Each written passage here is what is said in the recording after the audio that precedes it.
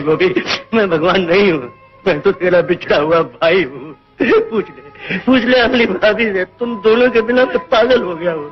मेरा शंकर मुझे कभी गलत नहीं समझेगा, कभी नहीं समझेगा। मेरा भाई है, मेरा बच्चा है, मुझे गलत नहीं समझेगा।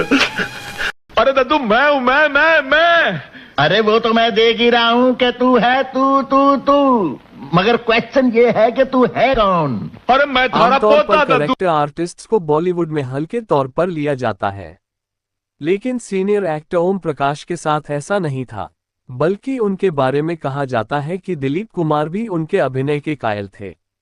अगर आप अब भी ओम प्रकाश को नहीं पहचान पाए तो जान ले कि ये वही एक्टर है जिन्होंने फिल्म नमक हलाल में अमिताभ बच्चन के दद्दू बने थे।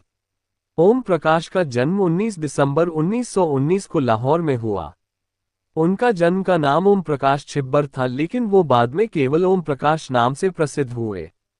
कम लोगों को ही पता होगा कि प्रकाश को रंगमंच, संगीत और फिल्मों से आकर्षण था।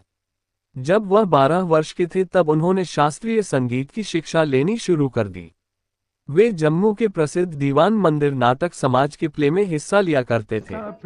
ओम प्रकाश ने संगीत प्रेम की वजह से ही 1937 में ऑल इंडिया रेडियो ज्वाइन किया था। वह फतेह दिन के नाम से जाने जाते थे और पंजाब प्रांत में खासे मशहूर थे। उस समय उन्हें 25 रुपये मासिक वेतन मिलता था। कहते हैं कि ओम प्रकाश एक शादी की पार्टी में गए हुए थे। इसी दौरान फिल्म निर्देशक दलसुख पांचोली की नजर ओम पर पड़ी। पंचोली ने अपने ऑफिस आने के लिए कहा और फिल्म दासी में काम करने का मौका दिया। थिएटर के मंझे हुए कलाकार ओम प्रकाश ने अपनी पहली ही फिल्म में अपने अभिनय प्रतिभा का परिचय दे दिया। उन्हें केवल 80 रुपये का भुगतान किया गया था, लेकिन फिल्म ने उन्हें उस तरह की पहचान दिलाई जो उन्हें जीवन भर के लिए आजीविका का साधन देगी। यह उनकी पहली प्रमुख भूमिका थी। उन्होंने एक मूक फिल्म शरीफ बदमाश में थोड़ी भूमिका निभाई थी। उन्होंने पंचोली की धमकी फिल्म में अपने अच्छे काम का अनुसरण किया। ओम प्रकाश की लव स्टोरी भी बड़ी मजेदार थी। एक किस्सा शेयर करते हुए उन्होंने कहा कि मुझे एक सिख लड़की से प्यार हो गया था, लेकिन लड़की के घरवाले मेरे खिलाफ थे क्योंकि मैं हिंदू था। मेरी माँ उनके घर बात भी करने गई, लेकिन उसके घरवाले नहीं माने। इसके बाद जो कुछ हुआ उसकी आप कल्पना भी नहीं कर सकते। एक दिन ओम प्रकाश पान की दुकान पर खड़े थे, तभी एक विधवा महिला आए और अपनी बड़ी बेटी से शादी करने के लिए ओम प्रकाश से मिन्नतें करने लगी। ओम प्रकाश की आत्मकथा के मुताबिक महिला ने कहा कि वो विधवा है और उनकी 4 बेटियां हैं, जिनमें सबसे बड़ी 16 साल की है। वो मुझे दामाद बनाना चाहती थी। इस बारे में मेरी माँ से भी उनकी बात हो चुकी थी। उन्होंने मेरे आगे अपना पल्लू फैलाया और विनती की कि मैं उनकी बेटी से शादी कर लूं।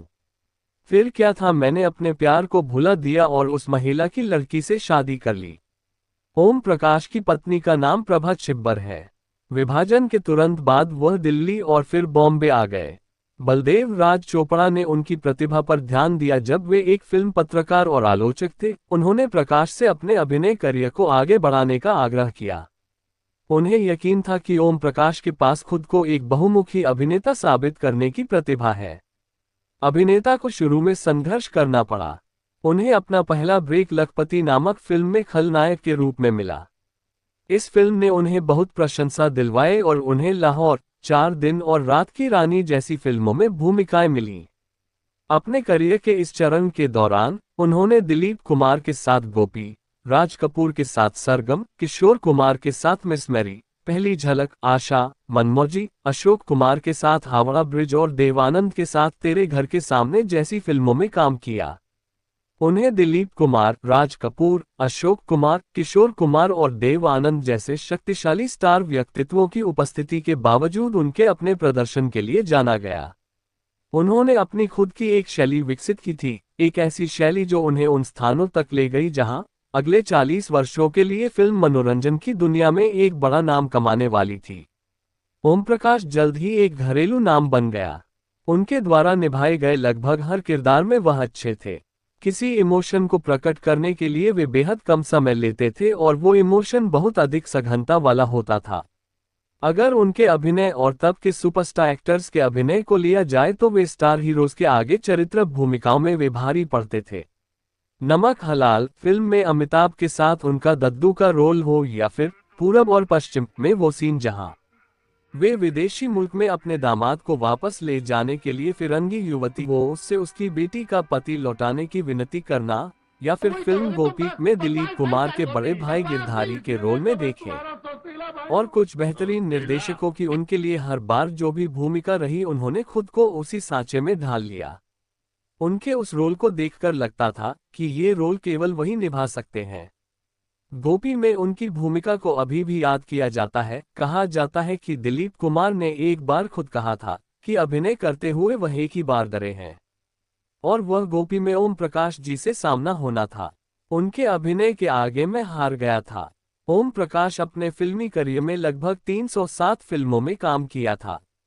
हावड़ा ब्रिज और 10 लाख फिल्म में प्रदर्शन के लिए उन्होंने अपना पहला बड़ा पुरस्कार जीता था।